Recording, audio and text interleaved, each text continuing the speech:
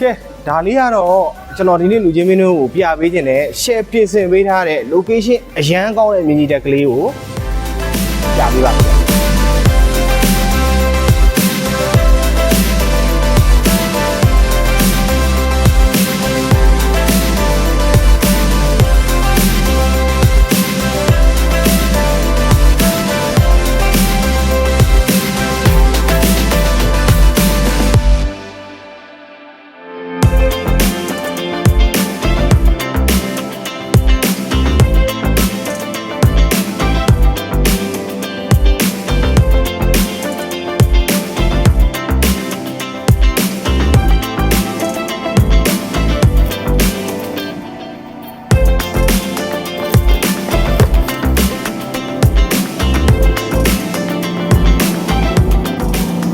မင်္ဂလာပါဗျာ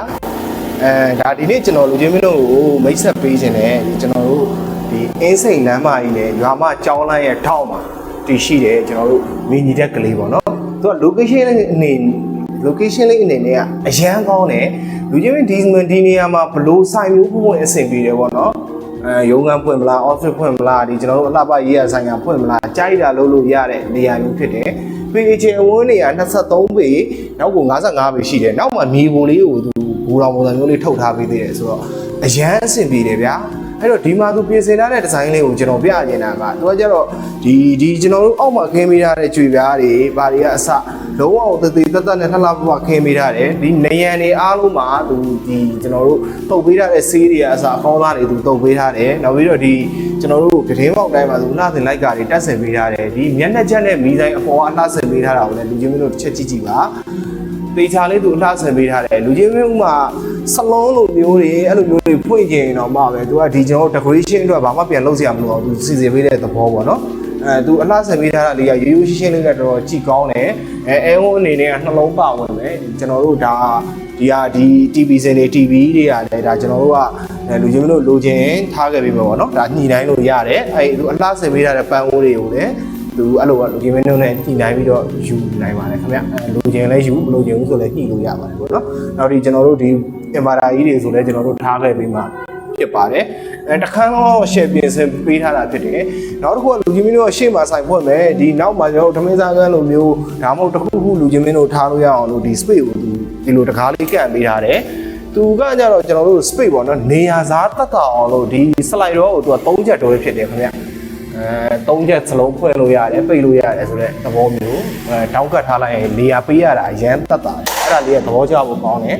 နောက်တစ်ခုကကျတော့ဒီနောက်ကနေရာလည်းရှိရလို့ပဲကျွန်တော်တို့ကြွေပြားခင်းပေးထားတယ်နောက်ကျွန်တော်တို့ဒီဘက်မှာရေချိုးကန်းနဲ့တော့ဒါလေးကရေချိုးကန်းလေးပေါ့နော်သူကတကားကတော့ရေချိုးကန်းနဲ့တွဲလာတာ PVC ပဲသုံးလာတာဖြစ်ပါတယ်ခင်ဗျာဒီကျွန်တော်တို့ water heater တွေရေပူရေအေးတွေကျွန်တော်တို့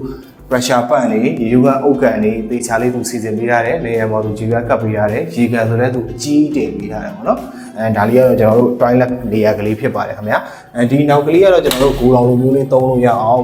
what kitchen ဆိုပြီးတင်ထုတ်လို့ရအောင်စီစဉ်ပေးရဖြစ်ပါတယ်အဲ့တကားလေးရဲ့နောက်မှာတော့သူကနောက်ထပ်မြေပုံလေးကျွန်တော်တို့နောက်မှာရှိသေးတယ်ပေါ့နော်ကျွန်တော်အဲ့ဒါလေးတော့မပြတော့ဘူးခင်ဗျ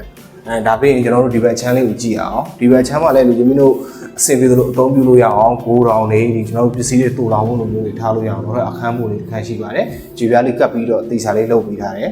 ဒီခန်းရဲ့အဓိက base selling point အနေနဲ့ကကျတော့ကျွန်တော် location လို့ပြောရမှာဖြစ်ပါတယ်ခင်ဗျာlocation ကအရန်ကောင်းတယ်ကျွန်တော်တို့လှဲလန်းနဲ့နေတယ်ဆယ်ရင်းချိန်ကမုံပွင့်လို့ပါဦးလဲဆိုရင်လမ်းလျှောက်ရင်တော့နီးနီးလေးပဲဖြစ်တယ်ပေါ့နော်ဒီကျွန်တော်တို့အင်းစိန်လမ်းမကြီးကနေဆိုဝင်တယ်ဆိုရုံလေးဖြစ်ပါတယ်ခင်ဗျာကျွန်တော်တို့ရွာမကျောင်းလမ်းပေါ်မေးတင်ပေါ့နော်သူကဂုတ်တိုက်လို့ပြောရမှာပေါ့နော်အဲ့တော့ location လေးအနေနဲ့အငှားစည်းကွက်ဆိုရင်340လောက်ပေါက်တဲ့နေရာမျိုးဖြစ်တယ်တော်တော်လေး location ကောင်းတယ်လို့ပြောလို့ရတယ်လူချင်းမျိုးကြိုက်တဲ့လုပ်ငန်းလို့အဆင်ပြေတယ်ကြိုက်တဲ့ဆိုင်ဝင်အဆင်ပြေတဲ့နေရာမျိုးဖြစ်ပါတယ်ခင်ဗျာအဲ့တော့လာကြည့်ပါအပြင်မှာလည်းပြင်ဆင်ထားတာအရန်ကောင်းပါတယ်ခင်ဗျာလူချင်းမျိုးဆိုင်လေးပါတွေဖွင့်ရင်တော့ပဲ decoration အနေနဲ့ဘာမှထပ်ထည့်စရာမလိုတဲ့အနေအထားမျိုးလေးဖြစ်တယ်ဗျအဲ့တော့လာကြည့်ပါဒီကျွန်တော်တို့လာကြည့်ချင်တဲ့ဆိုတော့300ဘုတ်ခု9364 ခု300ဘုတ်ထင်ကားလေး15333အသေးစိတ်လေးနဲ့စုံစမ်းနိုင်ပါတယ်ဗျကြည့်ရှုဝေးတဲ့တယောက်ချင်းချင်းအောင်လည်းကျွန်တော်ဂျီရုအများကြီးထည့်ပါတယ်ခင်ဗျာနောက်ဗီဒီယိုတွေမှာ